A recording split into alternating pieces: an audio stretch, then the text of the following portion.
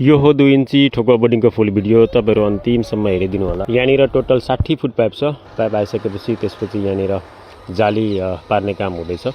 जाली काटिसकेपछि त्यसपछि यहाँनिर नोक लाग्छ, ढुङ्गा फुटाउने नोक हो यो।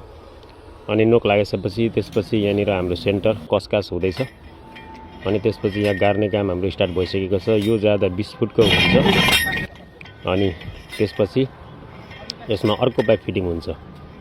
जस्तो तपाईहरु हेर्न सक्नुहुन्छ यहाँनिर 10 फुटको पाइप पनि आइसकेको छ। अनि यहाँनिर हेभी खालको सकेट, यो हेभी खालको सकेट लाउनु पर्छ। अनि यसरी टाइट गरिसकेपछि अनि यहाँनिर 10 फुटको पाइपमा फिटिङ हुँदैछ।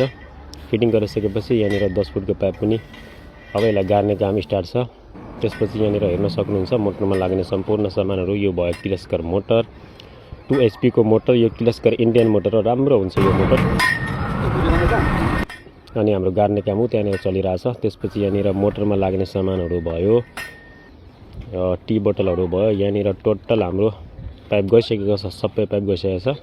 अनि त्यसपछि यहाँनिर सग्रुल के रे प्लेटलाई धुदै हुनुहुन्छ मज्जाले।